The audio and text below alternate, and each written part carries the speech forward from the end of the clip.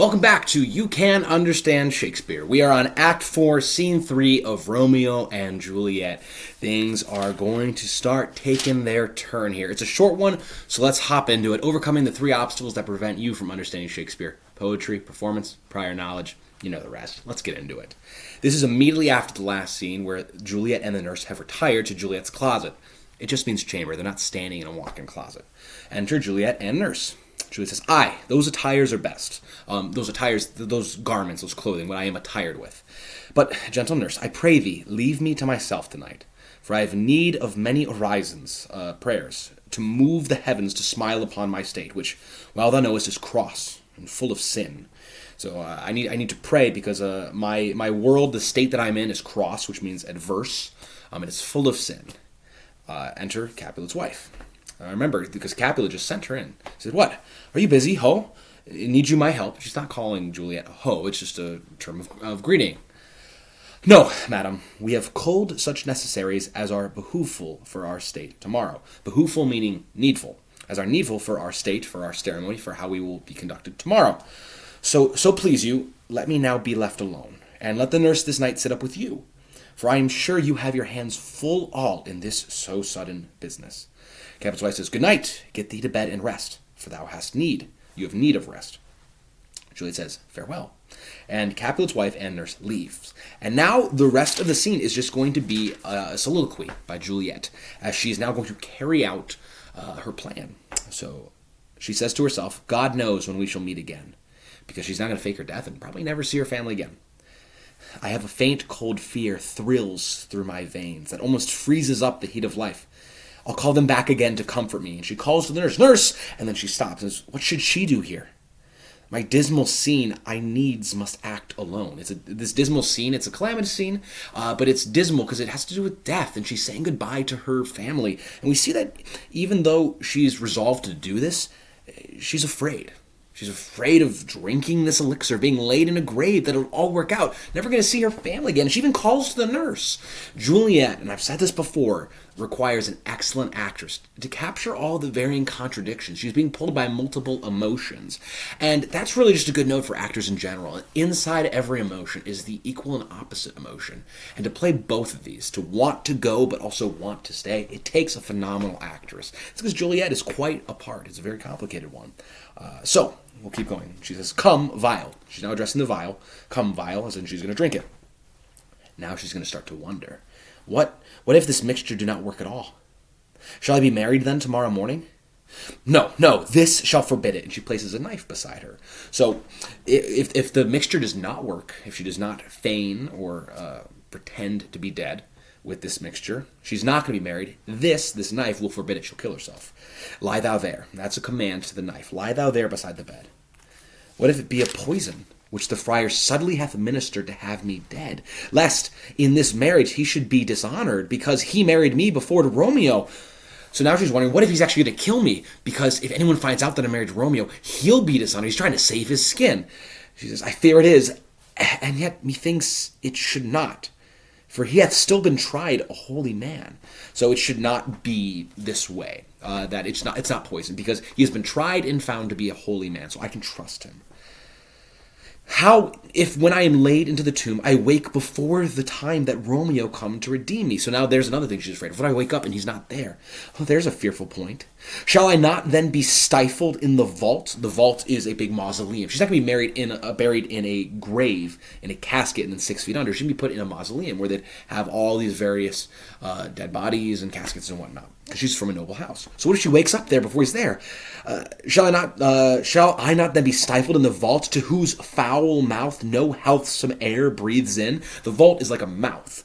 There's an image of like death as this maw, this mouth that consumes everything. So in that mouth of the vault, there's no healthsome air breathed in, because it's all stale, it's all dead air. Also, it's going to be sealed up, so there will be no air. She'll suffocate. "And there dies strangled," suffocated, "ere," meaning before, "my Romeo comes. Or if I live, if I survive this, is it not very likely, the horrible conceit, the horrible thought of death and night, together with the terror of the place as in a vault, an ancient receptacle, place that things are received, an ancient receptacle where for this many hundred years the bones of all my buried ancestors are packed, where bloody Tybalt, yet but green in earth, lies festering in his shroud. Green means newly. You can think of like when bananas are ripe, they're green. When something is green, it's young, untried. Right? It stands to like early buds. Leaves are green when they're young and full of life, and they wither and die when they're old. So Tybalt is green in the earth. He's only been recently buried yesterday. He lies festering in a shroud where, as they say, at some hours in the night, spirits resort. There's ghosts about here. So now she's just scared to be alive and trapped in the dark with all these dead bodies. Hundreds of years of ancestors. Alack, alack, it is not like that I, so early waking, what with loathsome smells and shrieks like mandrakes torn out of the earth, that living mortals hearing them run mad. A mandrake is a plant that had forked roots that were thought to resemble a man, and there was a popular belief that they uttered a death or madness-producing shriek upon pulling them up. If you've ever seen Harry Potter in the Chamber of Secrets, they pull up mandrakes. And they got to wear the earmuffs because the mature ones, if they cry, it'll kill you when you hear their shriek. But the baby ones, it'll just knock you out. So she says that if I early wake, is it not likely that I early waking, what with the loathsome smells of the decaying dead bodies and shrieks like mandrakes torn out of the earth that make living mortals mad.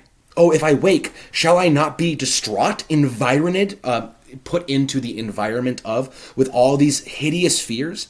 And madly, so she'll go mad. She'll madly play with my forefathers' joints. So won't she go mad and start playing with the skeletons because she's gone insane?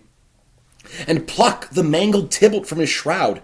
And in this rage, this insanity of hers where she's not controlling herself, with some great kinsman's bone, as with a club, so she'll take a bone from a kinsman or from Tybalt, take it like it's a club, and dash out my desperate brains? What if I wake up early, and I go mad from where I'm at, and I take Tybalt's bones and I beat my brains out with them?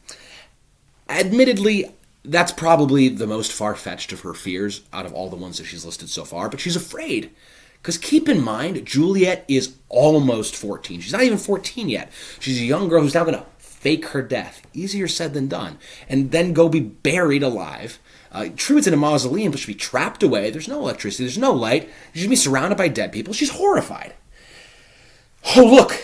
And now she is having a vision in her mind's eye. She really sees it. Oh, look! Methinks, which means I think, I see my cousin's ghost, seeking out Romeo that did spit his body upon a rapier's point. Spit is not like when you shoot out saliva. Spit, you can think of it like when you have a chicken or a turkey on a spit. So he's thrust through with a rapier or a sword's point. So now she thinks that she sees Tybalt's ghost searching for Romeo for revenge. She'll say, "Stay, Tybalt, stay." So she's going to try to ward the ghost off. And this could just be the manifestation of her own fears. You could also have the actor who plays Tybalt come out like a ghost to start to torment Juliet. It is kind of unclear how supernatural this world is. And there's not much really to say about that, but Romeo and Juliet both kind of have these inklings, these prophetic instances where they seem to foretell the future. I mean, fate, to a supernatural level, seems to be playing some type of role in everything that's happening. And of course, this is something that you should be discussing in your English class or in your book club or just mulling about on your own or with your friends. It's not my place to unpack all of it for you.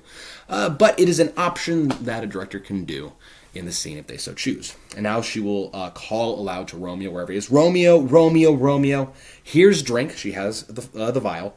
"I drink to thee." So she drinks from the vial and falls upon her bed within the curtains. So it's think of like Ebenezer Scrooge has like the big 4-poster bed that's got the curtains there. So she falls back, and now her plan is in action. She's taken it. It's gonna seem like to all the world she's dead. Only problem is the timeline has moved up a little bit. She had to do this on Tuesday night instead of Wednesday night. So we will see how this plays out, that her hand has been forced. But she's done her part. We'll find out what everyone else does next time. Thanks so much for listening.